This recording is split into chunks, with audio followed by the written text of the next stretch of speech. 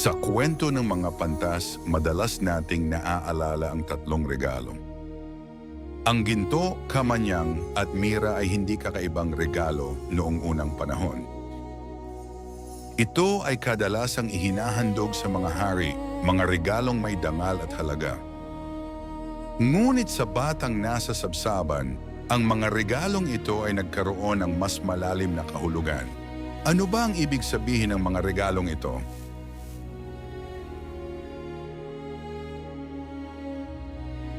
Ang ginto ay simbolo ng kapangyarihan, pamumuno sa material na mundo. Sa bawat kaharian sa lupa, ginto ang sukatan ng yaman at impluwensya. May mga historian na naniniwalang ang gintong ito ang ginamit upang tustusan ang pagtakas ng pamilya patungong Ehipto. May mga ibang salaysay na nagsasabing ang gintong ito ay kalaunang ninakaw at may ibang nagsasabi din na ang mga magnanakaw na ito ay kabilang sa mga ipinako sa krus kasama ni Jesus. Ang kamanyang ay ginagamit sa pagsamba at ritual. Ito ay sinusunog sa mga templo ng mga Hudyo, Ehipsyo, Griego at Romano. Sa sinaunang mundo, ang kamanyang ay itinuturing na tulay sa espiritual na daigdig. Kaya ito ay naging simbolo ng kapangyarihan sa espiritual na kaharian.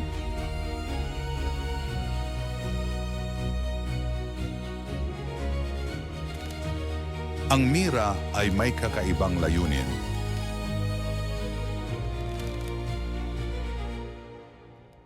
Ito ay ginagamit bilang gamot at sa pag-imbalsamo ng mga patay.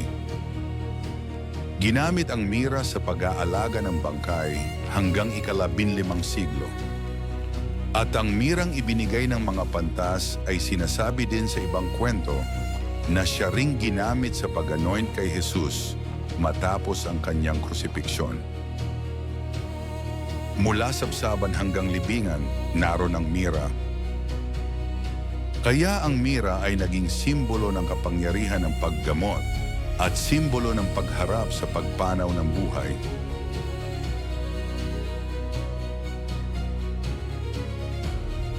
May mga scholar na nagmumungkahi ng mas sinaunang pinagmulan ng salaysay. Sa isang kwento, ang hari ng Syria ay naghandog ng ginto, insenso at mira kay Apollo. Dito raw maaring nagmula ang ideya ng tatlong handog at kalaunan kung bakit tatlo ang pantas. Ngunit anuman ang pinagmula ng anyo ng kwento, ang mensahe ay nanatili. Ang bawat handog ay nagpapahiwatig sa kapangyarihan, sa kabanalan, at sa tagumpay laban sa kamatayan. Kapag naririnig natin ang tatlong pantas na lalaki, parang malinaw na agad ang kwento. Tatlong tao, tatlong pangalan, tatlong regalo.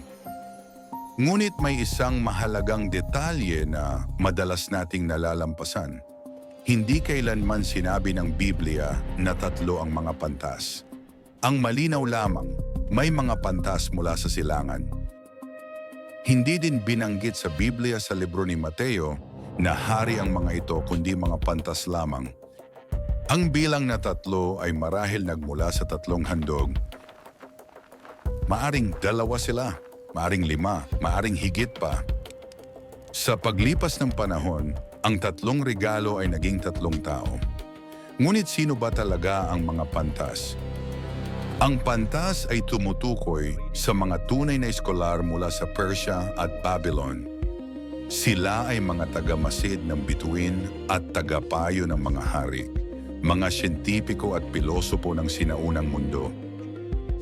Sa kasaysayan, tunay ang mga pantas, ngunit ang eksaktong detalye ng kanilang paglalakbay ay hindi mapapatunayan.